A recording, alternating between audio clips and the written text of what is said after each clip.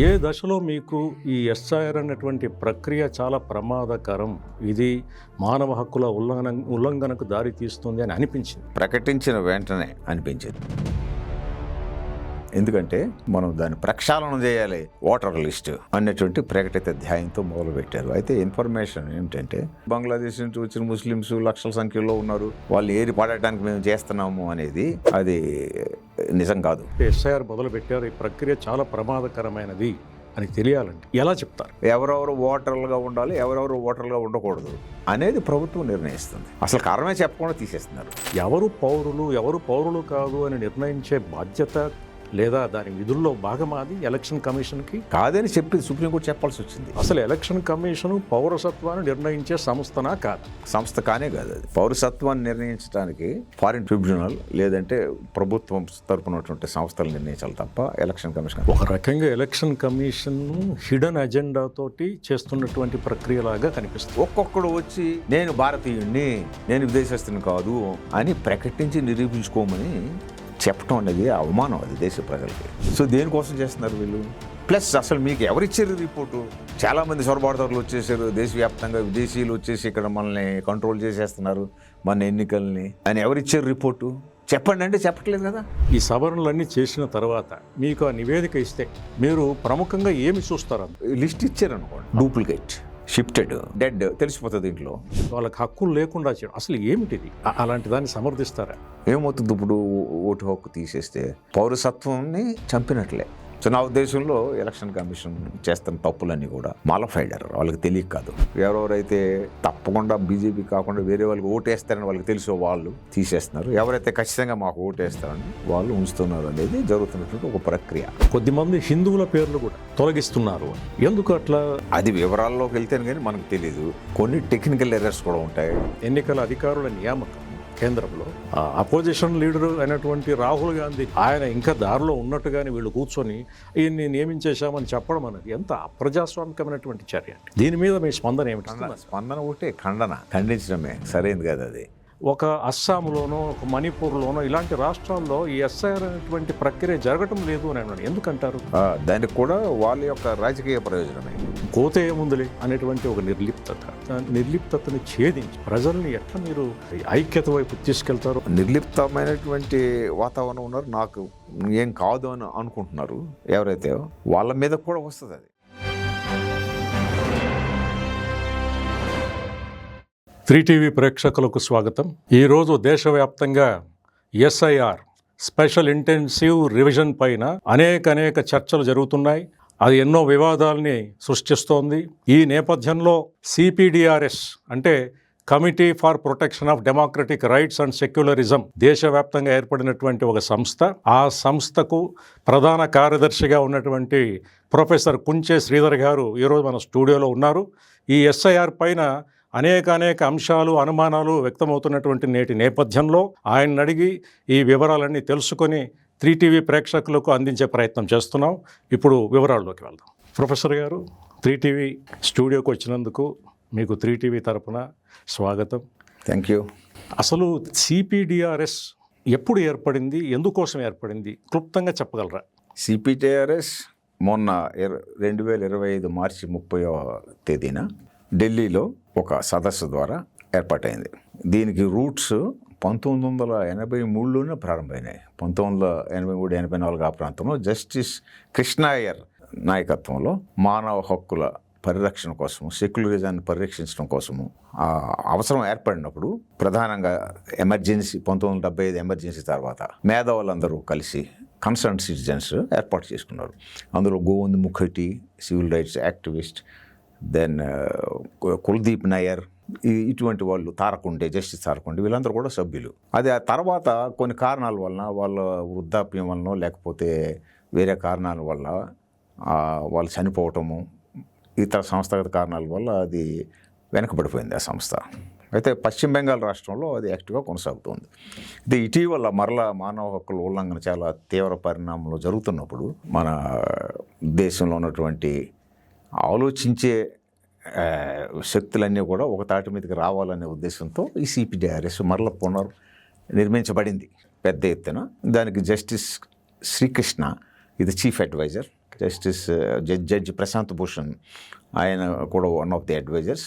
Justice AK Patnaik ప్రముఖ former supreme court lawyer, supreme court judge, ఆయన president, నేను ప్రధాన కార్యదర్శి. దెన్ దేశవ్యాప్తంగా 20 రాష్ట్రాల్లో కార్యక్రమాలు కొనసాగుతున్నాయి. అయితే అనేక మానవ హక్కుల సంస్థల్ని చూస్తూ వచ్చాము. కానీ మీకున్నటువంటి ప్రత్యేకత ఏమిటంటే కేవలం మానవ హక్కులకే పరిమితం కాకుండా సెక్యులరిజం అంటే లౌకికవాదం అన్నటువంటి పదాన్ని కూడా మీరు చేర్చి సిపిడిఆర్ఎస్గా మీరు రూపాంతరం చెందారు.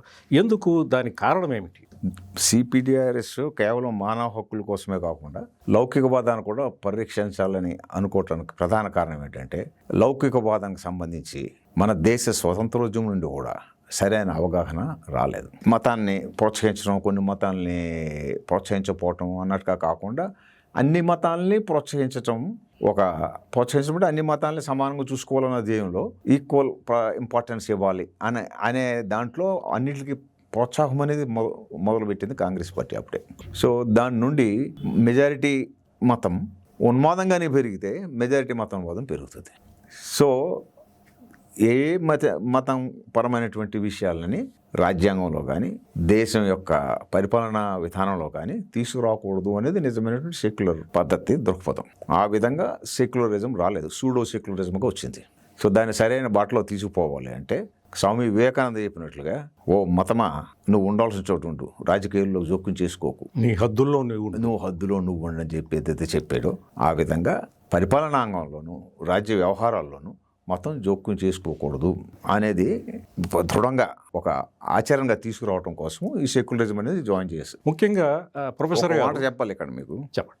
గత 15 సంవత్సరాల్లో మతోన్మాదాన్ని రెచ్చగొట్టేటటువంటి, ఉద్రిక్త వాతావరణం రెచ్చగొట్టేటువంటి ఉపన్యాసాలు 75% పెరిగాయి అనేటటువంటి ఒక రిపోర్ట్ వచ్చింది. పెరుగుతున్నాయి అవి. చాలా ఓట్ల రాజకీయాలు, ఓటు బ్యాంక్ రాజకీయాల్లో మతోన్మాదం, కులోన్మాదం ఈ విధంగా రెచ్చగొడుతున్నారు. లౌకికవాదం అంటే కులోన్మాదానికి కూడా వ్యతిరేకమే, అది మతోన్మాదానికి వ్యతిరేకం. తెగపరమైనటువంటి వివక్ష కూడా వ్యతిరేకం. భాషాపరమైనటువంటి వివక్షత, ఉన్మాదం ఏర్పడితే కూడా అది కమ్యూనలిజం కిందే లెక్క. దానికి వ్యతిరేకంగా పోరాడాలంటే లౌకికవాదాన్ని పరిరక్షించుకోవాలి. ఓకే ప్రొఫెసర్ గారు, ఇప్పుడు ఎస్ఐఆర్ విషయానికి వస్తే, ఎస్ఐఆర్ మొదలు పెట్టినప్పుడు బీహార్లో అనుకుంటాను, ఆ రాష్ట్రంలో మొదలు పెట్టారు. అవును. మొదలు పెట్టినప్పుడు ఏ దశలో మీకు ఈ ఎస్ఐఆర్ అన్నటువంటి ప్రక్రియ చాలా ప్రమాదకరం, ఇది మానవ హక్కుల ఉల్లంఘనకు దారి తీస్తుంది అని అనిపించింది? ఏ దశలో అనిపించింది? ప్రకటించిన వెంటనే అనిపించింది. ఎందుకంటే ఆ ప్రకటించడానికి కారణం ఏం చెప్పింది ఎలక్షన్ కమిషన్, ప్రభుత్వము గూస్పేటియా అంటే చొరబాటుదారులు అనేక మంది లక్షల సంఖ్యలో భారతదేశంలో చొచ్చుకుపోయారు, మనం దాన్ని ప్రక్షాళన చేయాలి ఓటర్ లిస్ట్ అనేటువంటి ప్రకటిత ధ్యేయంతో మొదలుపెట్టారు. అయితే ఇన్ఫర్మేషన్ ఏమిటంటే వాళ్ళు ఈ ఓటర్ కార్డు పేర్లు తొలగించడం మొదలెట్టినప్పుడు బీహార్లో 65 లక్షల మంది పేర్లు తీసేశారు. 65 లక్షల మందిని పేర్లు తీసేసిన తర్వాత ఎందుకు తీసేశారు? కారణం ఏమిటి? వీళ్ళందరూ గుస్పేటియాలేనా? వీళ్ళందరూ చొరబాటుదారులా? ఇల్లీగల్ ఇమ్మిగ్రెంట్సా? మన దేశ పౌరులు కాదా? వేరే వాళ్ళ అనే సందేహం ఎవరికన్నా వస్తుంది. వాళ్ళు ప్రకటించారు, మేము 65 లక్షల మందిని తీసేసాం, సో ప్రక్షాళన అయిపోయిందని. తీరే వివరాల్లోకి పోతే అడిగింది సుప్రీంకోర్టు, మీరు 65 లక్షల మందిని తీసేశారు, బాగానే ఉంది, బీహార్ ఎన్నికలకు ముందు. సో 65 లక్షల మందిని పేర్లు ఇవ్వండి, పేర్లు లిస్ట్ చెప్పండి. ప్లస్ కారణం పెట్టలేదు, పేర్లతో పాటు కారణం పేర్లు కూడా పెట్టలేదు. అది సుప్రీంకోర్టు అడగ్గా దానికి పెట్టారు. సరే, దెన్ దాంట్లో పేరుతో పాటు ఎందుకు తీసేశారు అనే కారణం కూడా చెప్పాలి. ఆ కారణం లేకుండా లిస్ట్ పెడితే మళ్ళీ సుప్రీంకోర్టు అడిగింది, కారణాలు చెప్పని. అది అడగ్గా వాళ్ళు చెప్పారు. సరే, కారణాలు ఏవి చెప్పారు అంతే. ఇందులో చొరబాటుదారులు ఎంతమంది, విదేశీ ఏజెంట్లు ఎంతమంది, అది చెప్పండి అంటే ఏం బయట పెట్టలేదు వాళ్ళు. తర్వాత తెలిసింది ఏమిటంటే అన్ని లక్షల మందిలో ఎవరెవరు బయట వాళ్ళు అంటే కొన్ని వందల మంది వాళ్ళు భారతీయ అంటే విచారించాలని ఇస్తే, జీప్గా వాళ్ళు విచారిస్తే వాళ్ళకి తేలింది ఏంటంటే 1-2 వచ్చిన కేసులు అంతే. వాళ్ళు కూడా ఫారినర్, ఎవరో బంగ్లాదేశీలు కాదు, ముస్లిమ్స్ కాదు, ఎవరో నైజీరియా వాళ్ళని చేశారని చెప్పి కొంతమంది రిపోర్ట్స్లో తెలియజేశారు. ప్రభుత్వం కాదు, కొన్ని సివిల్ రైట్స్ సంస్థలు చేసినటువంటి ఎంక్వైరీలో బయటపడింది అది. అంటే ఇది సో వీళ్ళు ఏదైతే అందరూ ముస్లిమ్స్, బంగ్లాదేశ్ నుంచి వచ్చిన ముస్లిమ్స్ లక్షల సంఖ్యలో ఉన్నారు, వాళ్ళు ఏరి పడటానికి మేము చేస్తున్నాము అనేది అది నిజం కాదని తేలింది. అంటే ఇది ఈ ప్రక్రియ అనేది ఎంత ప్రమాదకరమో ఒక సామాన్య పౌరుడికి తెలియాలంటే, ఈ ప్రక్రియ ఏదైతే ఎస్ఐఆర్ మొదలు పెట్టారో ఈ ప్రక్రియ చాలా ప్రమాదకరమైనది అని తెలియాలంటే క్లుప్తంగా ఎలా చెప్తారు? ఇది ఎంత ప్రమాదకరం అనేది ఎలా చెప్తారు? ప్రమాదకరం అంటే ఓటు హక్కు అనేది హిజ్ బర్త్ రైట్. 1955 నుండి చేసిన చట్టాల ప్రకారం భారతదేశంలో పుట్టిన వాళ్ళందరూ కూడా పౌరులు. వాళ్ళకి ఓటు హక్కు పౌరులు అడగలేదు, నాకు ఓటు హక్కు ఇవ్వండి అని. ప్రభుత్వమే చెప్పింది, మీరందరూ ఓటర్లు, మీరు ఓట్లేసి మమ్మల్ని ఎన్నుకోండి అని. ఇప్పుడు దానికి రివర్స్గా జరుగుతుంది. మీరు ఓటర్లు, ఎవరెవరు ఓటర్లుగా ఉండాలి, ఎవరెవరు ఓటర్లుగా ఉండకూడదు అనేది ప్రభుత్వం నిర్ణయిస్తుంది. నువ్వు ఓటర్ కాదు. దానికి కారణం సరైనటువంటి హేతుబద్ధమైనటువంటి తర్కబద్ధమైన కారణంతో కాకుండా అసలు కారణమే చెప్పకుండా తీసేస్తున్నారు. అప్లై చేయమంటున్నారు ఎస్ఐఆర్. అప్లికేషన్ చేయలేదు అనుకోండి, చాలా మందికి తెలియదు అప్లై చేయాలని. లేదు, ఒకవేళ అప్లై చేయడానికి వాళ్ళు ఇచ్చిన ఫార్మాట్లో వాళ్ళు అడిగిన పత్రాలను సమర్పించి ఇస్తే ఓటర్ పేర్లు ఉంటుంది, ఓటర్ కార్డు ఇస్తారు. ఆ ఫార్మాట్లో లేదంటే రాదు. బీహార్లో అదే చేశారు ఫస్ట్. అందరి దగ్గర పాస్పోర్ట్లు, లేకపోతే వాళ్ళు ఇచ్చిన 11 పత్రాలు ఏవో చెప్పారు, బ్యాంక్ అకౌంట్ పుస్తకాలు అందరి దగ్గర ఎక్కడ ఉంటాయండి అవి? ఆధార్ కార్డుతో మొదలు. ఆధార్ కార్డు ఉంది, అది ఇస్తామంటే ఆధార్ కార్డు చెల్లదని చెప్పింది. అంటే వాళ్ళు ఆధార్ కార్డు ఎందుకు చెల్లదు అని అడిగితే సుప్రీంకోర్టు, దెన్ ఎలక్షన్ కమిషన్ అది సిటిజన్షిప్కి ప్రూఫ్ కాదు కదా. కానీ ఇక్కడ మేము అంతరాయాన్ని అసలు సిటిజన్షిప్కి ఎస్ఐఆర్కి అసలు ఏమిటండి సంబంధం? ఎందుకంటే ఎలక్షన్ కమిషను విధుల్లో భాగంగా కొత్త ఓటర్లను చేర్చాలి. ఒకవేళ పాత ఓటర్లు చనిపోయి ఉన్నా, లేకపోతే ఆ చిరునామాలో లేకపోయినా వాటిని సవరించాలి. కానీ ఎవరు పౌరులు కాదు అని నిర్ణయించే బాధ్యత లేదా దాని విధుల్లో భాగమాది ఎలక్షన్ కమిషన్కి. అక్కడికే వస్తాను నేను. అది కాదని చెప్పి సుప్రీంకోర్టు చెప్పాల్సి వచ్చింది. వీళ్ళు కూడా ఎందుకంటే చాలా దాన్ని ప్రకటించలేదు.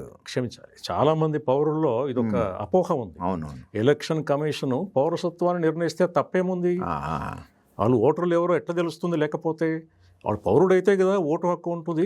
కాబట్టి పౌరుడు కూడా ఎవరు కాదు అనేది కూడా నిర్ణయిస్తే ఎలక్షన్ కమిషను, అప్పుడు వాడు ఓటరా అవునా కాదా నిర్ణయించుకోవచ్చు కదా అనేటువంటి ఒక అపోహ ప్రజల్లో బలంగా ఉంది. అందుకోసం అసలు ఎలక్షన్ కమిషను పౌరసత్వాన్ని నిర్ణయించే సంస్థనా కాదా? సంస్థ కానే కాదు అది. పౌరసత్వాన్ని నిర్ణయించడానికి ఫారిన్ ట్రిబ్యునల్ లేదంటే ప్రభుత్వం తరపునటువంటి సంస్థలు నిర్ణయించాలి తప్ప ఎలక్షన్ కమిషన్. మరి ఎలక్షన్ కమిషన్ ఏం చేయాలి? ఎలక్షన్ కమిషన్ ఇంటింటికి వెళ్ళి చేసి సర్వే ఏంటి, డేటా తీసుకుని దేనికోసము ఓటర్ కార్డు ఇవ్వాలంటే ఏది క్రైటీరియా? ప్రధానమైన క్రైటీరియా ఏంటంటే ఆయన అక్కడ రెసిడెంట్ అవునా కాదా అని. కార్డు ఇచ్చేశారు, అయితే కొంతమంది తప్పు అడ్రస్ ఇవ్వటము, లేకపోతే ఇక్కడ నుంచి వేరే చోటుకి వెళ్ళిపోవటము, చనిపోవటము, ఇవన్నీ జరుగుతాయి. కాబట్టి దాని ప్రకారం ఒక క్రైటీరియా ఉంది. ASDD అంటే ఆబ్సెంట్, ఎస్ అంటే shifted, 1D is dead, another D is duplicate voter. Duplicate అంటే డబల్.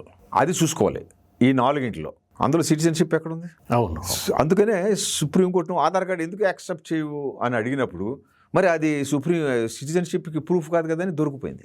అక్కడ సుప్రీంకోర్టు తెలుసో తెలియకో గబుక్కుని చెప్పేశారు వాళ్ళు. అంటే అప్పుడు సుప్రీంకోర్టు అడిగింది, అంటే నువ్వు సిటిజన్షిప్ గురించి మాట్లాడుతున్నావా? సిటిజన్షిప్ గురించి ఎందుకు మాట్లాడుతున్నావు? రెసిడెంట్ అవునా కాదో చెక్ చేయి. ఒకవేళ డౌట్ ఉంటే సిటిజన్షిప్ మీద ఎవరో పక్కోడో ఎవరో కంప్లైంట్ చేస్తే, ఈయన గత 2-3 దశాబ్దాల నుండి ఓట్లు వేస్తాడు, మా ప్రాంతంలో ఉన్నాడు, కానీ ఈయన విదేశీ ఏజెంటు, ఈయన భారతీయుడు కాదు అని వస్తే దెన్ ఎలక్షన్ కమిషన్ నోట్ చేసుకుని గవర్నమెంట్కి తెలియజేయాలి. దానికి ఒక ఫారం కూడా ఉంది, Form 7. Form 7లో అబ్జెక్షన్ ఎవరన్నా, అబ్జెక్షన్ సిటిజన్షిప్ అనే కాదు, షిఫ్ట్ అయిపోయాడనో, ఇక్కడ లేడనో, ఇక్కడ ఉండలేదనో, లేకపోతే చనిపోయాడు, లేదా ఆయనకి ఇంకా మెజారిటీ తీరకముందు ఓటు ఇచ్చేసారు, వయసు, ఇటువంటివి ఇవ్వచ్చు వాళ్ళు. కాబట్టి ఇది ఒక రకంగా ఎలక్షన్ కమిషన్ హిడెన్ అజెండా తోటి చేస్తున్నటువంటి ప్రక్రియలాగా కనిపిస్తుంది. పైకేమో ఓటర్ల జాబితాని సవరిస్తున్నామని చెబుతూనే లోపలేమో పౌరసత్వం అవునా కాదా అన్నటువంటిది తక్కువ సుప్రీంకోర్టు అడిగే వరకు బయటపడలేదు.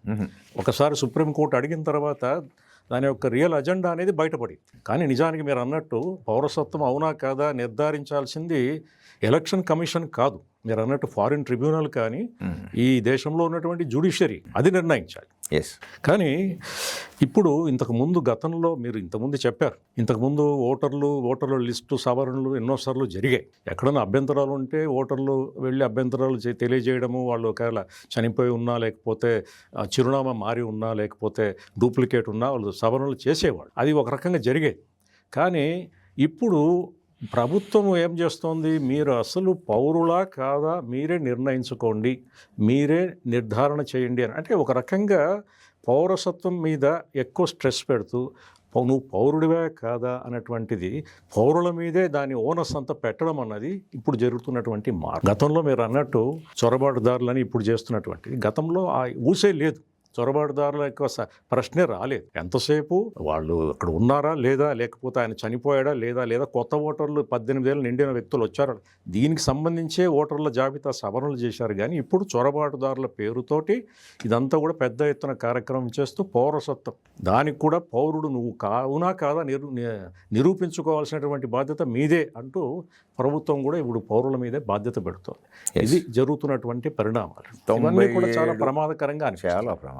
97 కోట్ల మంది ఓటర్లని ఎవరైతే భారతదేశ పౌరులుగా ఎన్నో సంవత్సరాలుగా ఇక్కడ జీవిస్తూ ఎన్నో మార్లు ఓట్లు వేస్తూ ఓటు హక్కును వినియోగిస్తూ జెన్యూన్ సిటిజన్స్ ఉన్నారో, ఆ 97 కోట్ల మందిని కూడా ఒక్కొక్కడు వచ్చి నేను భారతీయుడిని, నేను విదేశస్తుని కాదు అని ప్రకటించి నిరూపించుకోమని చెప్పడం అనేది అవమానం, అది దేశ ప్రజలకి. యాక్చువల్లీ ఎస్ఐఆర్ ప్రక్రియ అంటే ఏంటి, special intensive revision of the electoral roll. ఒక మాటలో చెప్పాలంటే అప్పటి వరకు ఉన్న ఓట్ల జాబితా ఏదైతే ఉందో దాన్ని చెత్తపట్లో పడేయటం, చింపేయటం, లేకపోతే తగలబెట్టేయటం, కొత్తగా మరలా ఒక లిస్టు తయారు చేసుకోవటం, ఇటువంటి అత్యవసరం ఏర్పడినప్పుడు చేయాల్సి వస్తుంది. గతంలో జరిగింది 2002, 2003 ఆ ప్రాంతంలో. అంతకుముందు 1997 వరకు ఉన్నటువంటి chief election commissioner TN Seshan, ఆయన అప్పటికే ప్రపంచం అంతా డిజిటైజేషన్ జరుగుతుంది, మనం కూడా డిజిటైజ్ చేసి కార్డులు ఇస్తే బెటర్, అప్పుడు కార్డులు ఉండేవి కాదు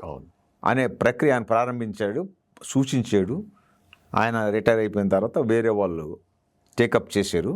అది చేసినప్పుడు ఒక్కొక్కరికి కార్డు ఇవ్వటానికి స్పెషల్ ఇంటెన్సివ్ రివిజన్ జరిగింది. అప్పుడు ఎన్ని సంవత్సరాలు జరిగింది, 2-3 సంవత్సరాలు పట్టింది. దానికి చాలా క్షుణ్ణంగా ఇంటింటికి వెళ్ళి పరిశీలించి చేయాల్సి వచ్చింది. అప్పుడే ఎలక్షన్ కమిషన్ ఇటువంటి ఎక్సర్సైజ్ ఏదైతే ఉందో ఎస్ఐఆర్, ఇట్ ఈస్ చాలా పెద్ద పని, ఇది ఎప్పుడు పడితే అప్పుడు మాటికి చేయాల్సిన పని కాదు అని ప్రకటించింది. అవసరమైతే స్పెషల్ రివిజన్ చేయొచ్చు, సమరీ రివిజన్ చేయొచ్చు, అంతేగాని ఎస్ఐఆర్ వద్దు. అయితే ఈ ఎస్ఐఆర్ వెనకాల వాళ్ళు ప్రకటించింది ఏంటి, గుసిపేటేసి వచ్చారు, లేకపోతే చొరబాటుదారులు వచ్చారు. వాళ్ళు చొరబాటుదారులు దొరకట్లేదు. ఇప్పటి వరకు 6.5 కోట్లు పైగా పేర్లు తీసేశారు. గత 12 రాష్ట్రాల్లో జరిగింది. అందులో ఎవరెవరు ఎంతమంది గుసిపెట్టే లెక్క పెడితే ఏమీ ఉండదు. సో దేనికోసం చేస్తున్నారు వీళ్ళు? ప్లస్ అసలు మీకు ఎవరిచ్చారు రిపోర్టు? చాలామంది చొరబాటుదారులు వచ్చేసారు, దేశవ్యాప్తంగా విదేశీయులు వచ్చేసి ఇక్కడ మనల్ని కంట్రోల్ చేసేస్తున్నారు, మన ఎన్నికల్ని అని ఎవరిచ్చారు రిపోర్టు? చెప్పండి అంటే చెప్పట్లేదు కదా. పారదర్శకత అది లేదు, పారదర్శకత లేదు. ఎవరు చెప్పారు? చెప్పండి, మాకు కూడా చెప్పండి. ఇలా ఉంది కమిటీ. సో ఇది కుతంత్రం, వెనకాల ఏదో హిడెన్ ఎజెండా అని మీరు ఏదైతే అన్నారో ఆ హిడెన్ ఎజెండాలో జరుగుతుంది. నా ఉద్దేశంలో ఇది ఒక జుమ్లా. 15 కోట్ల రూపాయలు ప్రతి వ్యక్తి అకౌంట్లో పడిపోతాయని 2014 ఎన్నికల ప్రచారంలో చెప్పింది. అది ఎందుకు రాలేదని ఎన్నికలు అయిపోయిన తర్వాత అడిగితే వాళ్ళే చెప్పారు, బీజేపీ నాయకులే, ఇది ఒక జుమ్లా. అవును, జుమ్లా అంటే ఏంటి తెలుగులో? అబద్ధం అంటారు అనుకుంటారు కదా, అసత్యమైనది, బూటకపు వాగ్దానం, బూటకపు వాగ్దానం అయిపోయింది, ఎన్నికల వాగ్దానం. మళ్ళీ సెకండ్ జుమ్లా, 2 కోట్ల ఉద్యోగాలు సంవత్సరానికి ఇస్తామన్నారు. 11 సంవత్సరాలు అయింది, 22 కోట్ల మందికి ఉద్యోగాలు వచ్చినాయి, రాలేదు. ఇప్పుడు అడిగితే జుమ్లా అంటారు.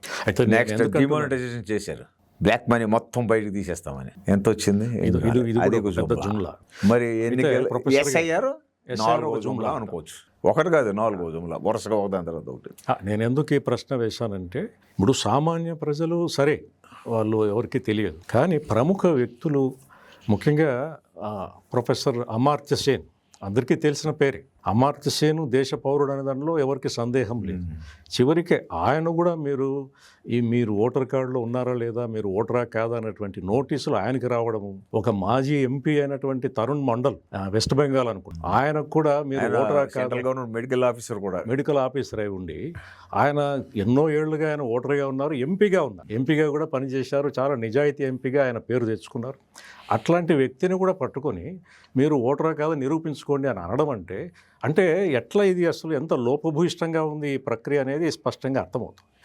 అయితే ప్రొఫెసర్ గారు, సపోజ్ ఒక డిస్ట్రిక్ట్లో, ఒక జిల్లాలో ఈ సవరణలన్నీ చేసిన తర్వాత మీకు ఆ నివేదిక ఇస్తే, ఈ సవరణలన్నీ చేశాము చూసుకోండి అని ఇస్తే, మీరు ప్రముఖంగా ఏమి చూస్తారు, అందులో ఏ లోపాలు ఉన్నాయని చూస్తారు, ఎలా చూస్తారు? దానికి వెళ్ళే ముందు యాక్చువల్లీ మీరు ఇందాక చెప్పారు కదా, అమర్త్య సేన్, తర్వాత doctor Tarun Mandal MP, then ఇంకా చాలా మంది ఉన్నారు. నేతాజీ గ్రేట్ నెవ్యూ, ఆయన పేరు లేదు. Next admiral Ramdas, yes navy లో పనిచేసినటువంటి అడ్మైరల్, దేశ రక్షణ కోసం ఎన్నో సంవత్సరాలు పనిచేసి రిటైర్ అయిపోయిన వ్యక్తి, ప్రతి సంవత్సరం ఓటేస్తున్నారు. అమర్త్యన్ కూడా ప్రతి సంవత్సరం ఓటేస్తున్నారు.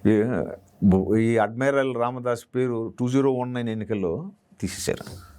ఆయన భార్య కూడా తీసేశారు. చాలా ఇబ్బంది గురయ్యారు. అలా అనేక మందిని తీసేశారు. ఈ ఇష్టం వచ్చినట్టు తీసేయటం అనేది ఈ ఎస్ఐఆర్ ప్రక్రియకు ముందే 2019 ఎన్నికల్లోనే చాలామంది ప్రముఖులు తీసేయటం, వాళ్ళు చాలా ఇబ్బందులు పడటం జరిగింది. అనధికారికంగానే అక్కడ నుండే అనుమానాలు వస్తున్నాయి, వీళ్ళు ఏదో ఓట్లు మార్పిడి చేస్తున్నారు. అలా ఈవీఎంస్లో కూడా ఎలక్ట్రానిక్ ఓటింగ్ మెషిన్స్, అవి ఇన్ని ఓట్లు పడినాయని అక్కడ రిటర్నింగ్ ఆఫీసర్ ఇచ్చిన దానికని వీళ్ళు కౌంట్ మెషిన్ ఓపెన్ చేసి తీసినప్పుడు దానికి చాలా వ్యత్యాసం ఉంది. ఎక్స్ట్రా బోల్డ్ ఓట్లు వచ్చినాయి. అంటే ఎక్కడి నుంచి వచ్చినాయంటే ఎడిషన్ అయిపోయింది, మెషిన్లో ఎడిషన్ అయిపోయింది.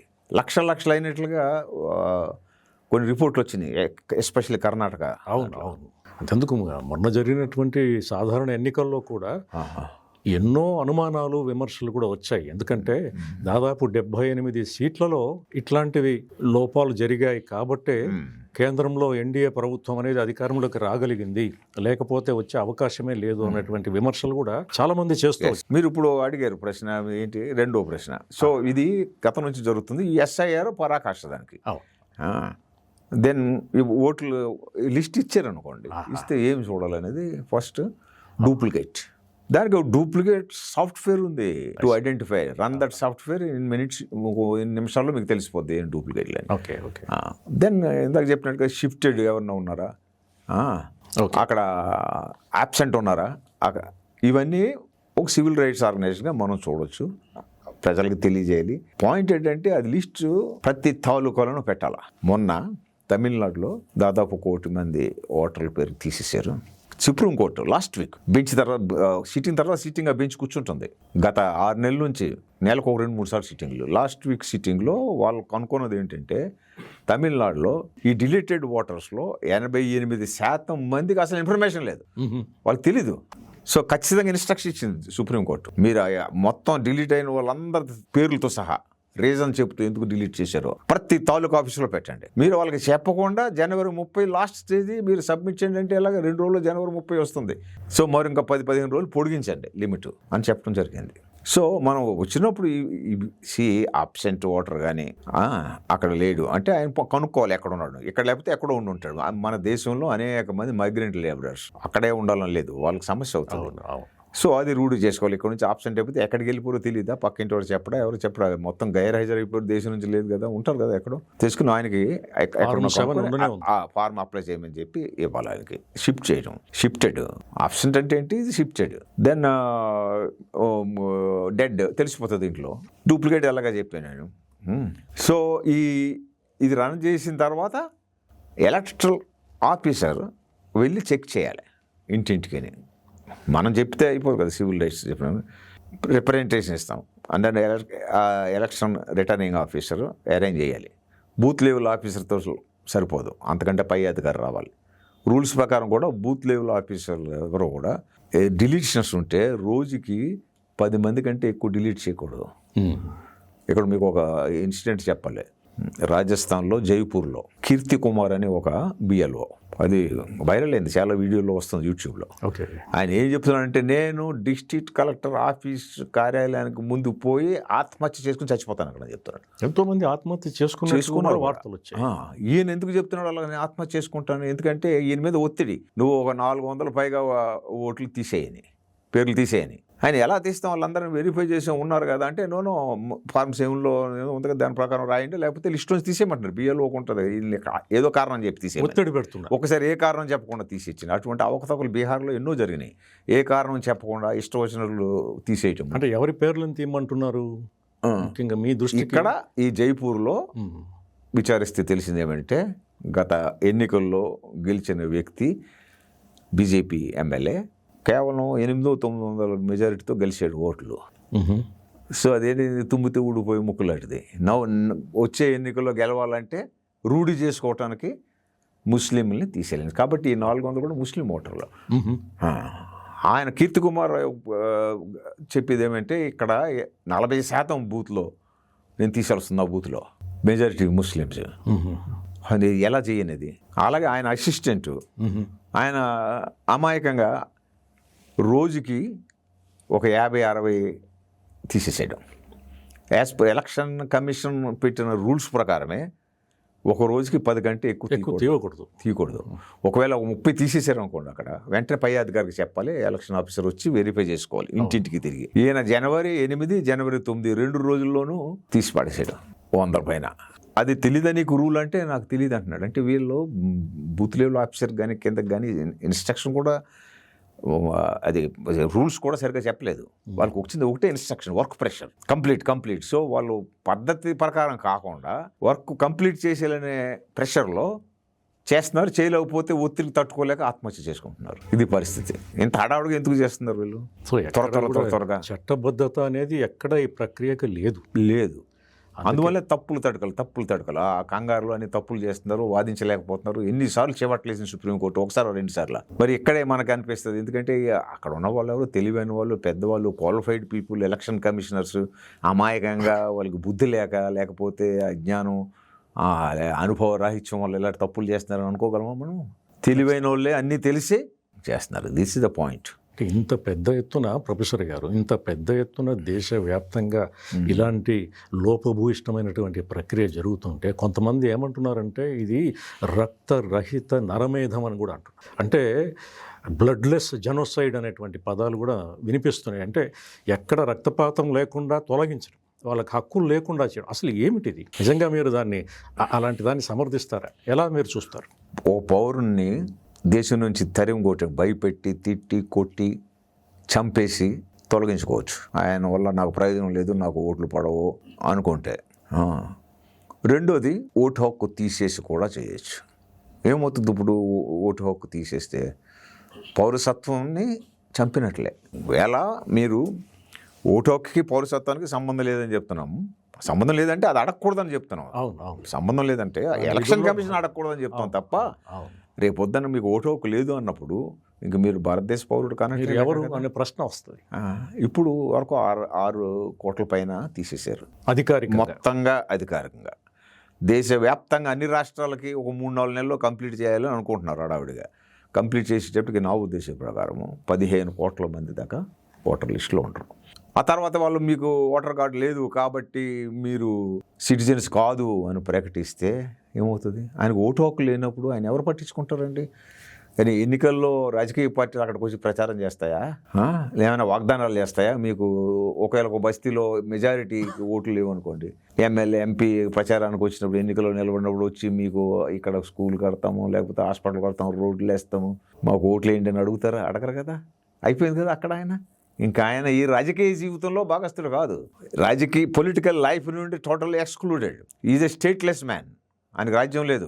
ఇంటర్నేషనల్ నామ్స్ ప్రకారం కూడా అలా ఏ వ్యక్తిని అలా ఉంచకూడదు. Human rights day December 10th ప్రతిసారి జరుగుతుంది. జెనీవాలో ఎప్పుడు జరిగింది 2వ ప్రపంచ యుద్ధం అయిన తర్వాత.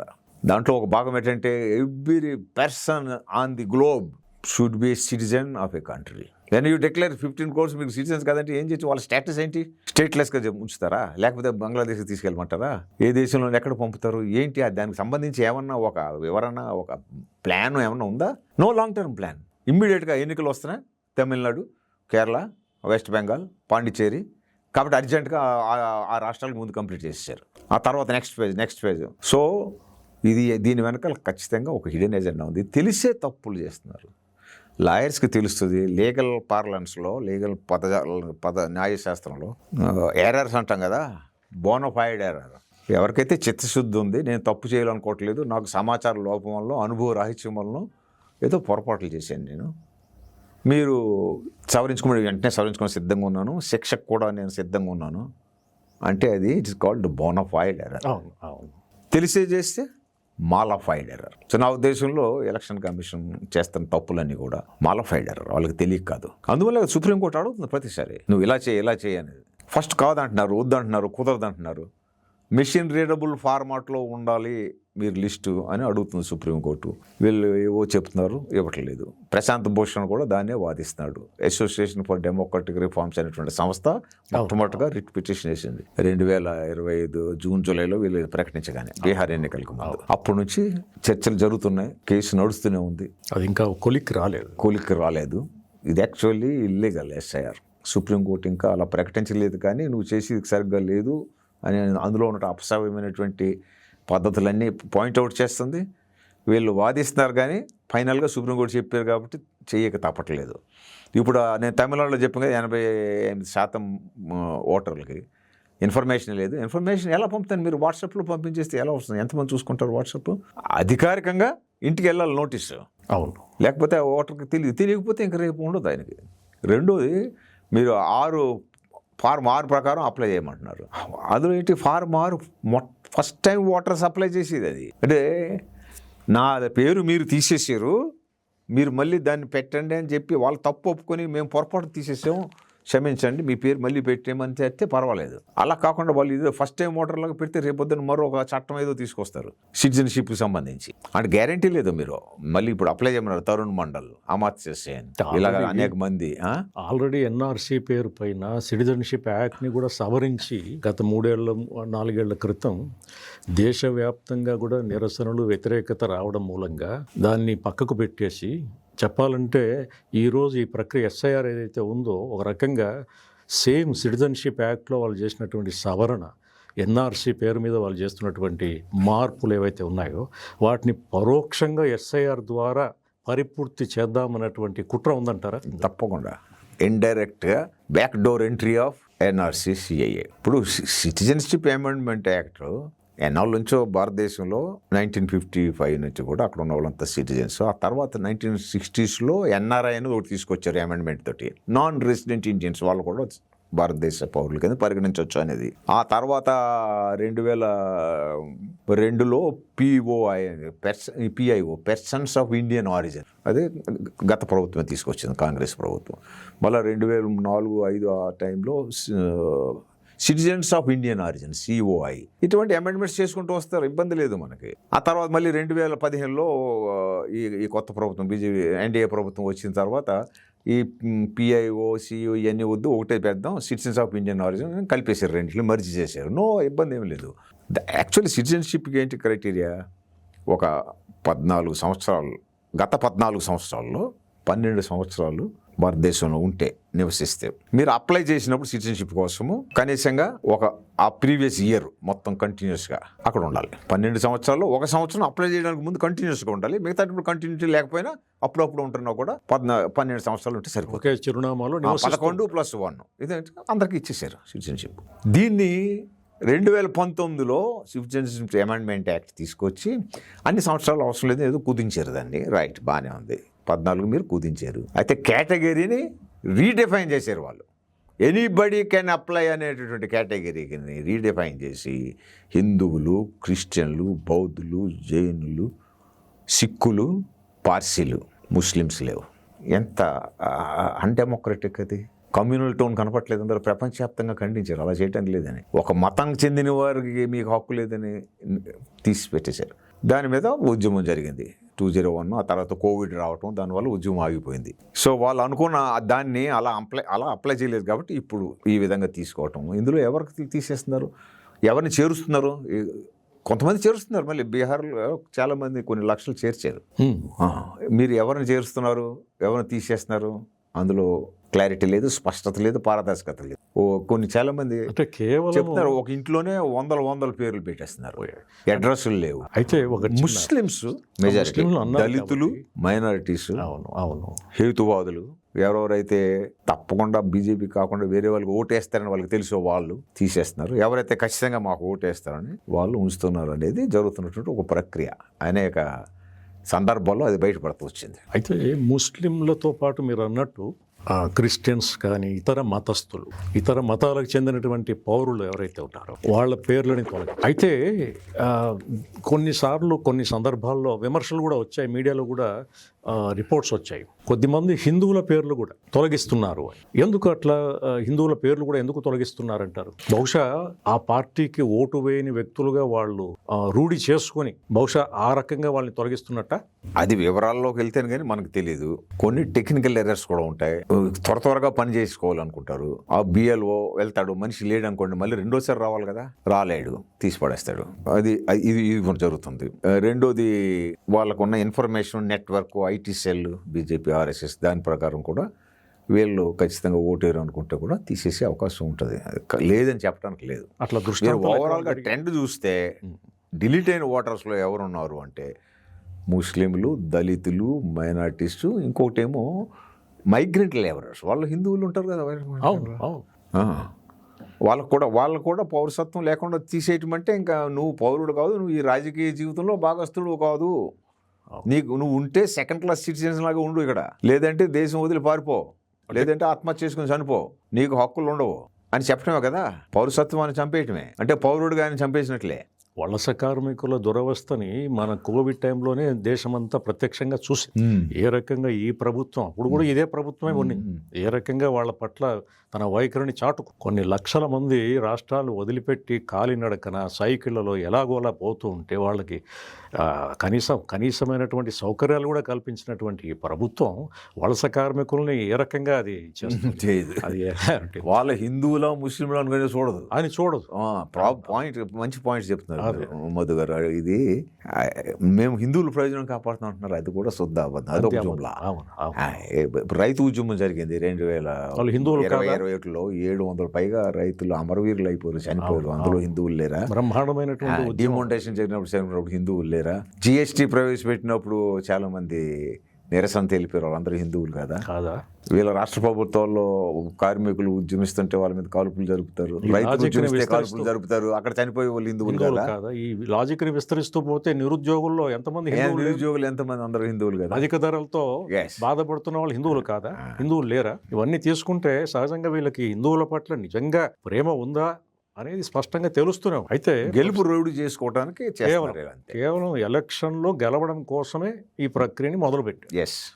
అయితే ఇంతకుముందు గత ప్రభుత్వాలకు కానీ ఈ ఎలక్షన్ కమిషన్ ముఖ్యంగా రాకముందు కానీ ఇన్ని విమర్శలు ఎలక్షన్ కమిషన్ మీద లేవు. అయితే ఎలక్షన్ కమిషన్ యొక్క కూర్పు మార్పులు జరిగిన తర్వాత, ముఖ్యంగా ఇప్పుడున్నటువంటి ఎలక్షన్ కమిషన్, గతంలో మీరు కూడా చూసే ఉంటారు, ఒక ఎన్నికల అధికారిని, ప్రధాన ఎన్నికల అధికారిని, ఎన్నికల కమిషన్ సభ్యులని ఎన్నుకోవాలంటే ఒక ప్రధానమంత్రి, ఒక అపోజిషన్ లీడరు, తర్వాత ప్రధాన న్యాయస్థానంలో ఉన్నటువంటి ప్రధాన న్యాయమూర్తి, ఈ ముగ్గురు కలిసి కూర్చొని నిర్ణయించుకునేవాడు. ఇప్పుడు ఆ ప్రక్రియ పోయింది. బీజేపీ ప్రభుత్వం మొన్న ఎన్నికల తర్వాత ఆ ప్రక్రియను తీసేసి కేవలం ప్రధానమంత్రి, అంటే leader of the house, also 1 cabinet minister and opposition లీడర్ని పెట్టి, అంటే ప్రధాన న్యాయాధిపతి ఎవరైతే ఉన్నారో చీఫ్ జస్టిస్, ఆయన తొలగించడం జరిగింది. ఇప్పుడు మొన్న చూడండి ఎంత తమాషా అంటే, మొన్న జరిగినటువంటి ఎన్నికల అధికారుల నియామకం కేంద్రంలో అపోజిషన్ లీడర్ అయినటువంటి రాహుల్ గాంధీ కబురు చేసి ఇట్లా చేస్తున్నామని కొన్ని గంటల వ్యవధిలోనే, కనీసం ఒక 24 గంటలు లేకపోతే 48 గంటలు ఇచ్చిన దాఖలాలు కూడా లేవు, మేము పలానా వ్యక్తిని మేము ఎన్నికల అధికారిగా నియమిస్తున్నాము అని చేస్తూ కబురు చేసి, ఆయన ఇంకా దారిలో ఉన్నట్టుగానే వీళ్ళు కూర్చొని ఈయన్ని నియమించేశామని చెప్పడం అనేది ఎంత అప్రజాస్వామికమైనటువంటి చర్య అండి. దీని మీద మీ స్పందన ఏమిటి? అసలు ఎన్నికల కమిషన్ మీద గౌరవం ఎలా వస్తుంది? స్పందన ఒకటే, ఖండన. ఖండించడమే సరైనది కాదు అది. ఓకే, ఎలక్షన్ కమిషన్ నియామకం చేసేటటువంటి సెలక్షన్ కమిటీలో chief justice, then ruling party తరఫున ఒకరు, అపోజిషన్ పార్టీ తరఫున ఒకరు ఉండటం అనేది డెమోక్రటిక్ ప్రాసెస్.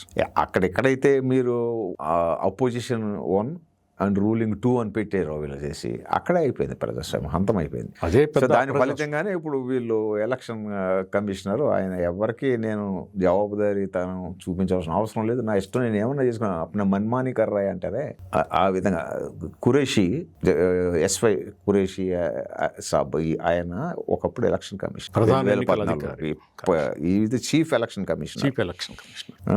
అటువంటి స్టాండర్డ్ చీఫ్ ఎలక్షన్ కమిషనర్స్ ఇప్పుడు లేరు. Gyanesh Mishra, you cannot compare with him.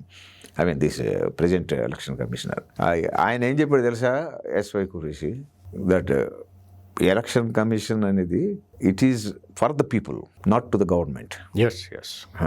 గవర్నమెంట్కి జవాబుదారీ కాదు అది, దాని accountability is to the constitution and people. TN Seshan ఆయనకు ఒక ఆయన లెటర్ రాస్తూ chief election commissioner, mister TN Seshan, chief election commissioner, government of India, ఆయన పేరుని ఎలా కొట్టాడు ఆయన, విమర్శించాడు ఆయన. నేను I'm not election commissioner of government of India, I'm election commissioner of India and Indian people. వీళ్ళు ఏమిటంటే సబ్సర్వెంట్గా అయిపోయారండి, బంట్రోతులా పనిచేస్తుంది election commission of India today. So ఎంత సబ్సర్వియంట్ అంటే ఇది పాలక పార్టీకి, బంట్రోతులుగా వాళ్ళు చెప్పింది చేస్తున్నారు వాళ్ళు. అంటే ఒక రకంగా ఈ ఎలక్షన్ కమిషన్ని తమ చెప్పు చేతుల్లో ఉంచుకొని తమది ఏదైతే హిడెన్ అజెండా ఏదైతే ఉందో దాన్ని ఎలక్షన్ కమిషన్ ద్వారా దేశవ్యాప్తంగా చేయిస్తూ కేవలం తమ పబ్బం గడుపుకోవడానికి, అంటే ఎన్నికల్లో గెలిచి తిరిగి అధికారంలోకి రావడానికి ఈ ప్రక్రియని మొదలుపెట్టారని మీరు అవును అంటున్నారు. ఖచ్చితంగా. అయితే ఫ్యాసిజానికి బాట వేస్తుంది అది. ఫాసిజం అంటున్నారు. అంటే ఫాసిజం అంటే నేను విన్నది ఏమంటే కేవలము ఎక్కడైనా హక్కుల కోసం ఎవరైనా ఉద్యమిస్తుంటేనో, లేకపోతే ఏదైనా ప్రజలకు సంబంధించినటువంటి అంశం పైన ఉద్యమిస్తుంటేనో కేవలం పోలీసుల్ని పంపి వాటిని అణిచివేసి ఇది ఫ్యాసిజం అని నా దృష్టిలో నేను విన్నది. మీరు ఫ్యాసిజం అంటున్నారు. అంటే ఫ్యాసిజం అంటే ఇలా కూడా ఉంటుందా? పోలరైజేషన్, ఎక్స్ట్రీమ్ పోలరైజ్ చేయటము, ఓన్లీ మతం పేరిటే మతం పేరుతో నన్ను మమ్మల్ని గెలిపించానని చెప్పటము, దెన్ వేరే మతానికి చెందిన వారికి ఎటువంటి పాత్ర లేకుండా చేయటం రాజకీయ జీవితంలో, పౌరులుగా కూడా వాళ్ళకి ఉనికి లేకుండా చేయటము, ఇది నేను ఫ్యాసిజం అంటలేదు, ఫ్యాసిజానికి బాట వేస్తుంది. Full fledged fascism, Hitler type fascism వస్తుంది, రావడానికి టైం పడుతుంది. దేశభక్తి నినాదం పేరిట తీసుకొస్తారు వాళ్ళు. అసలు నిజమైన దేశభక్తి అంటే ఏమిటి? Theodore Roosevelt 26th president of USA, ఆయన పెట్టుబడిదారి సామ్రాజ్యవాద నాయకుడు అయినప్పుడు కూడా ఆయన నోట్ ఉంటే ఏమన్నాడు ఆయన, నిజమైన దేశభక్తి అంటే ప్రెసిడెంట్కి అనుకూలంగా, ప్రెసిడెంట్కి భక్తుడిగా ఉండటం కాదని చెప్పాడు.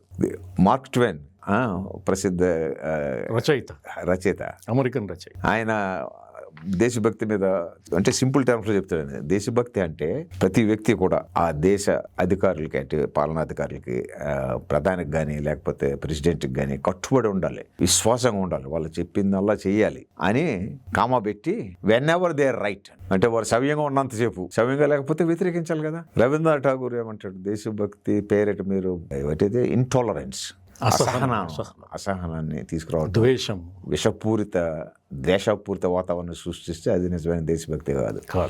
నిజమైన దేశభక్తి అంటే నా ఉద్దేశంలో దేశ ప్రయోజనం కోసం, ప్రజల ప్రయోజనం కోసం, దానికోసము దేశంలో ఉన్నటువంటి ప్రభుత్వానికి వ్యతిరేకంగా ఎదురొడ్డి పోరాటం చేయటం.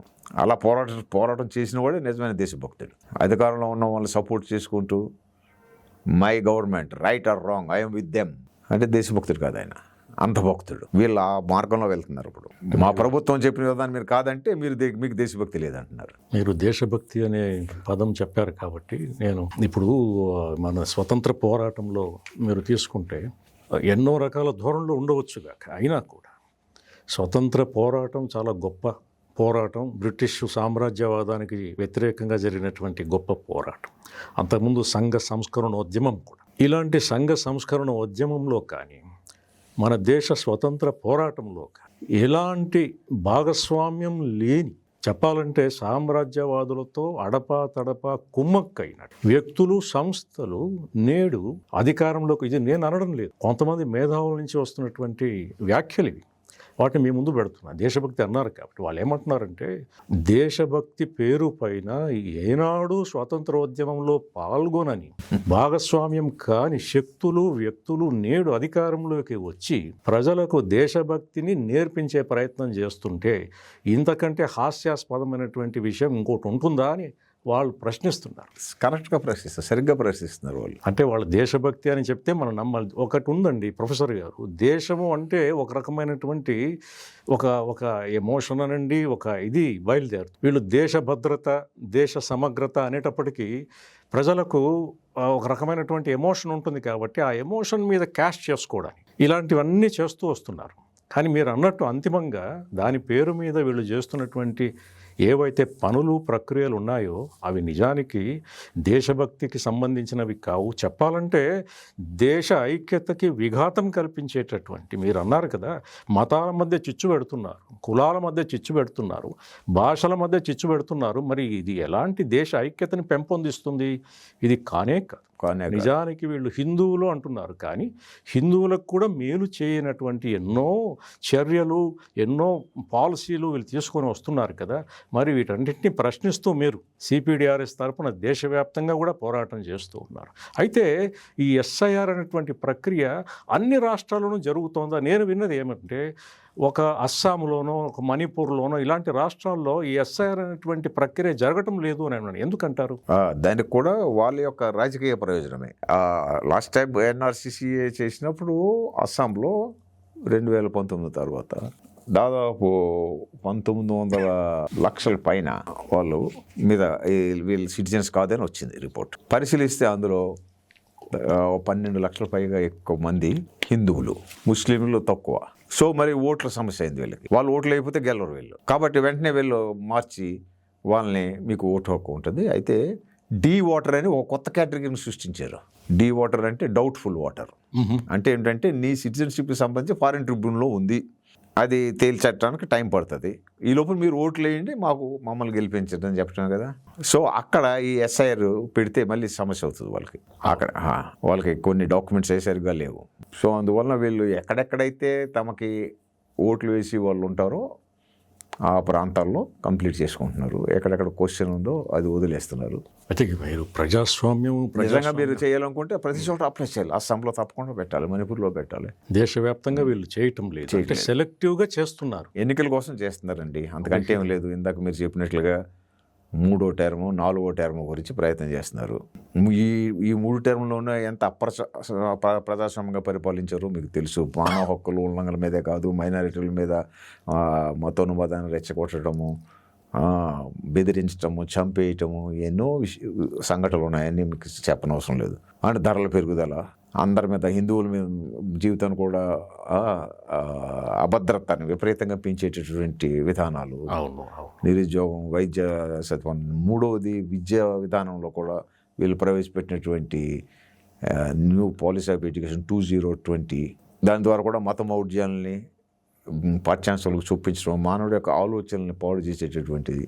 ఈ మార్గంలో వాళ్ళు ముందుకు పోతున్నారు. అది ఎవరో చెప్పినట్టు దేశాన్ని, నాకు గుర్తు లేదు కానీ ఎవరో మేధావి ఎవరో చెప్పారు, మీరు దేశ ప్రజల్ని మార్చాలి, మీకు అనుకూలంగా చేసుకోవాలి అంటే పోలీసులు ఇలాంటి చట్టాలు అవసరం లేదు, అణిచివేసే చట్టాలు అవసరం లేదు.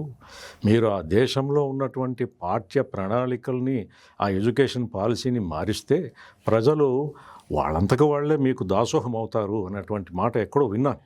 కరెక్ట్. బహుశా వీళ్ళు ఆ దృష్ట్యా ఈ చర్యలన్నీ తీసుకుంటున్నట్టుగా కనిపిస్తుంది. మీరు ఇంతకుముందు ప్రజలను అణిచివేయటము, నిరంకుశమైనటువంటి పరిపాలన విధానాన్ని పాటించటము అనేది అవసరం లేదని కదా, అది అవసరం అవుతుంది. దానికంటే ముందుగా అటువంటి పరిపాలన మనకు మంచిది, అలాగే ఉండాలి, అటువంటి డిక్టేటర్ మనకు అవసరము, మనకి ఇబ్బంది పెడుతున్నట్టు మైనారిటీలను ఏరి పాడాయాలి, వాళ్ళు ఉండకూడదు, చంపేయాలి, మన సమస్యలన్నీ దానివల్లనే అనేటటువంటి ఒక ఫెనాటిక్ బెంట్ ఆఫ్ అంత మోసపూరిత. తర్వాత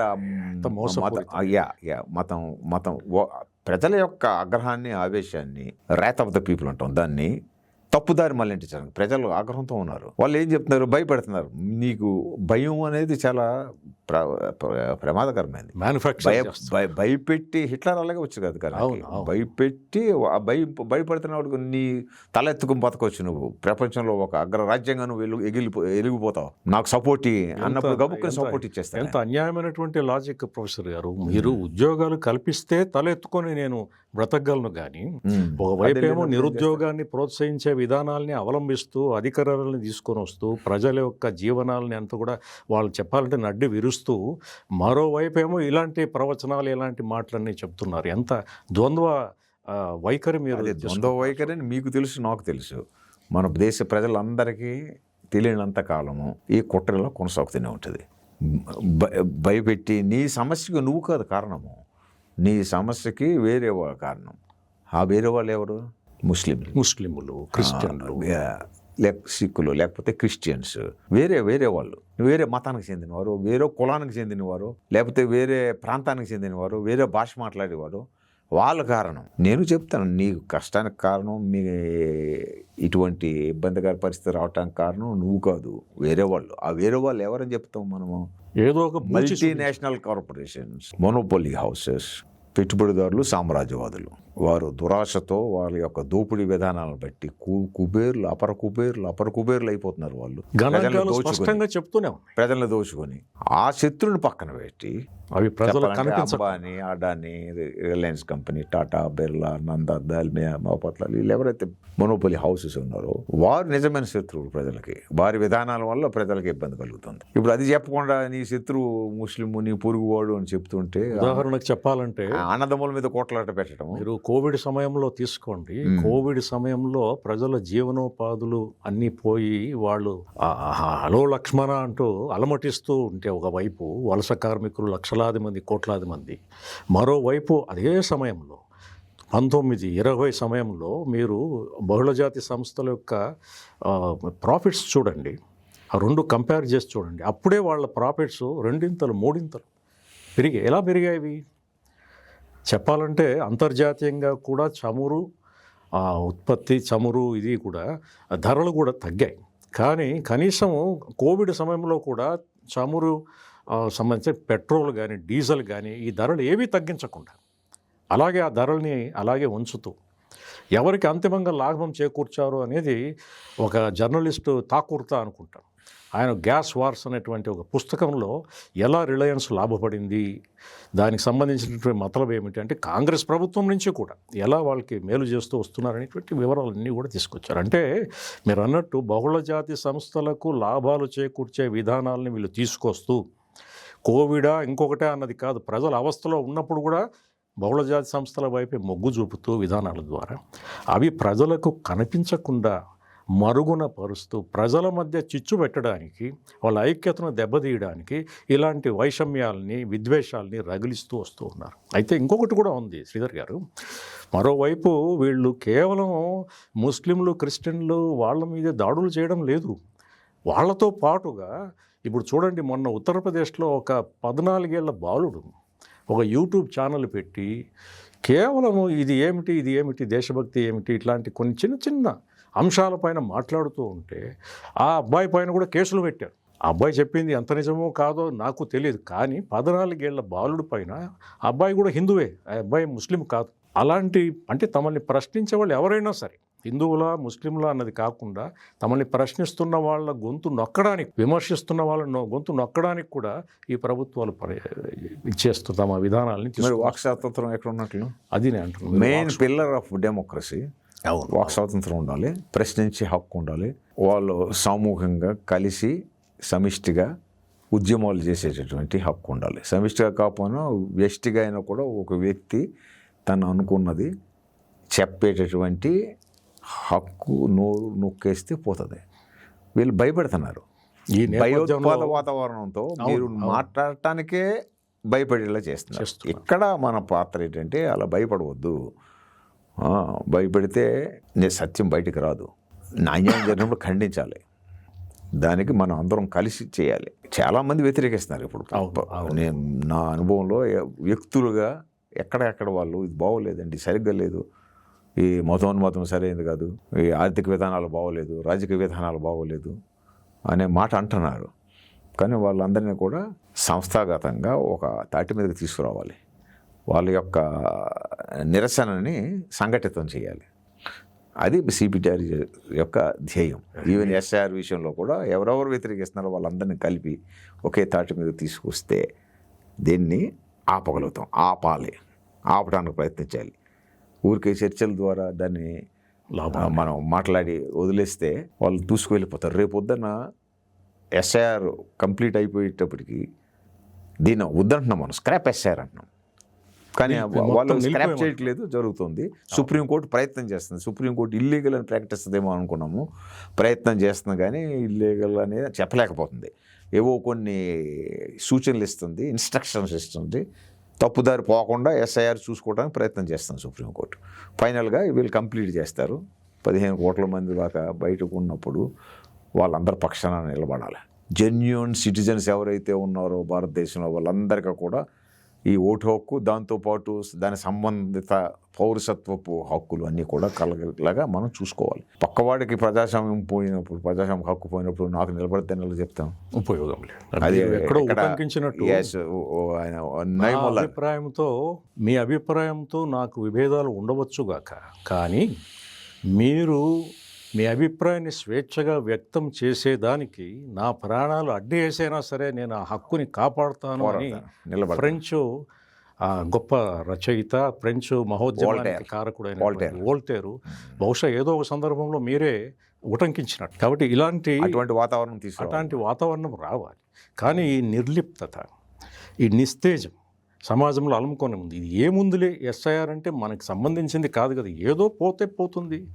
ఎట్లాగూ ఎన్నికలు వచ్చిన తర్వాత 50% మంది ఓటర్లు ఓటు హక్కును వినియోగించుకోవడం లేదు. ఒక రకమైనటువంటి నిర్లిప్తత, ఇది కూడా మనం చర్చించుకోవాలి ముగింపుగా. ఆ నిర్లిప్తతతోటి ఎస్ఐఆర్ మనకేం సంబంధము? చేస్తారులే, ఎవరన్నా చేస్తే, ఒకవేళ పేరుంది, నా పేరు ఉన్నా కూడా నేను ఓటు వేయడం లేదు కదా, పోతే ఏముందిలే అనేటువంటి ఒక నిర్లిప్తత.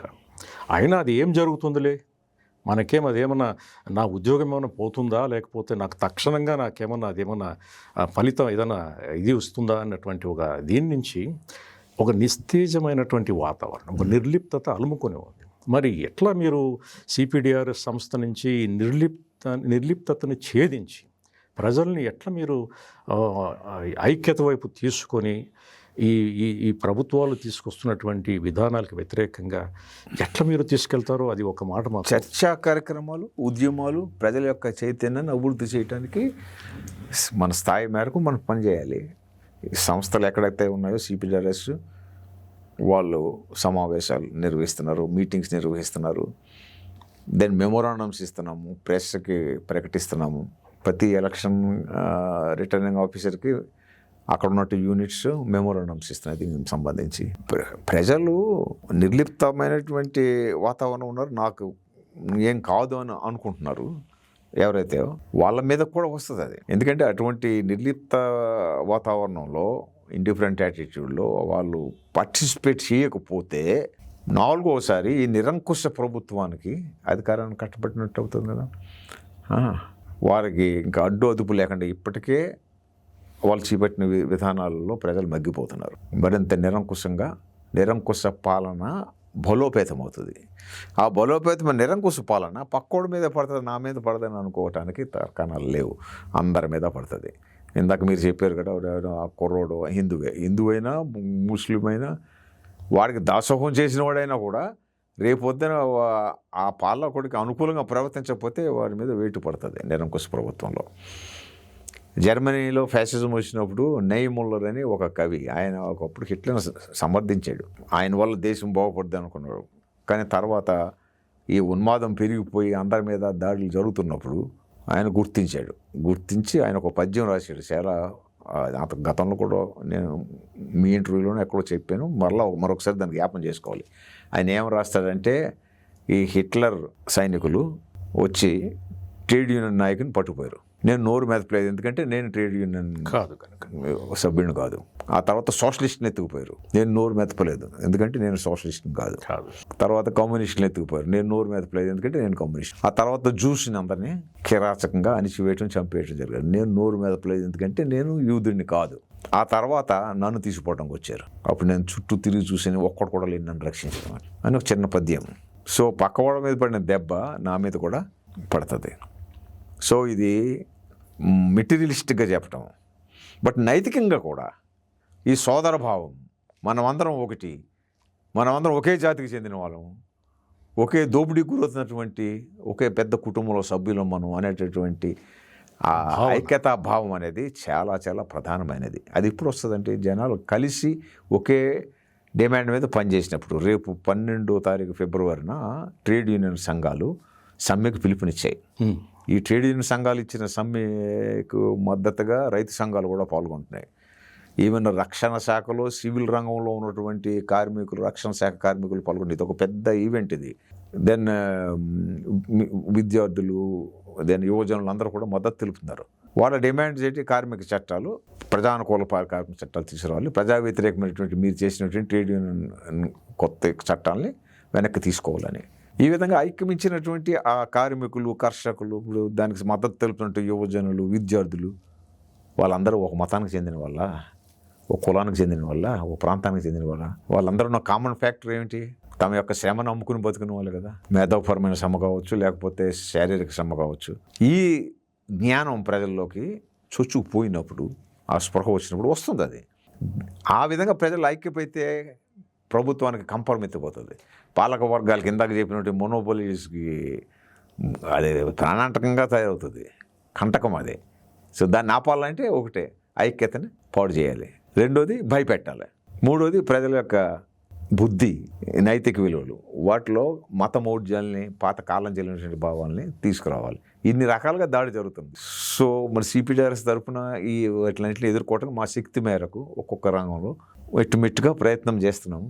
ప్రజల యొక్క స్పందన బాగుంది, ఎందుకంటే దీని ఆవశ్యకతను గుర్తించారు ప్రజలు. సో భవిష్యత్తులో రేపు పొద్దున ఎస్ఐఆర్ కంప్లీట్గా అమలు అయిన తర్వాత ఎంతమందికి ఓట్లు ఉండవో చూసి వాళ్ళందరితో కలిసి ప్రజా కమిటీలు ఏర్పరచుకుంటే ఈ ఓటు హక్కు తీసుకోవటమే కాకుండా సామాజిక స్పృహ ఏదైతే మనం కలిసికట్టుగా ఉద్యమించాలి అనేది అత్యవసరమో అది కూడా బలోపేతమవుతుందని నేను ఆశిస్తున్నాను.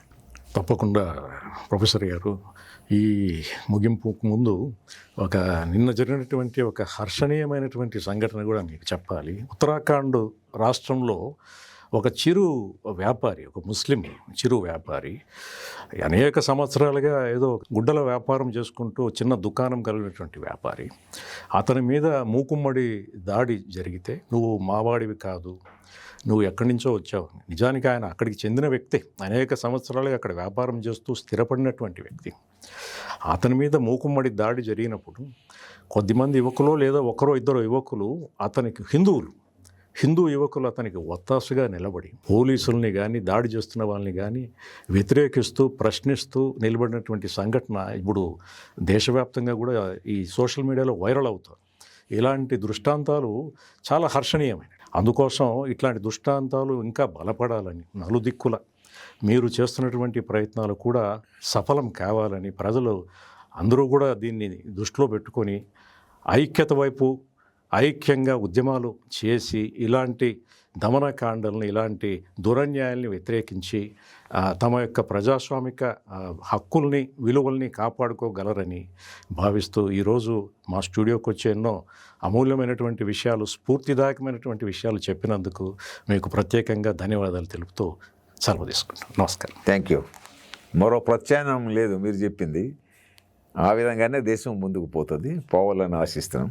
నమస్కారం. Thank you very much.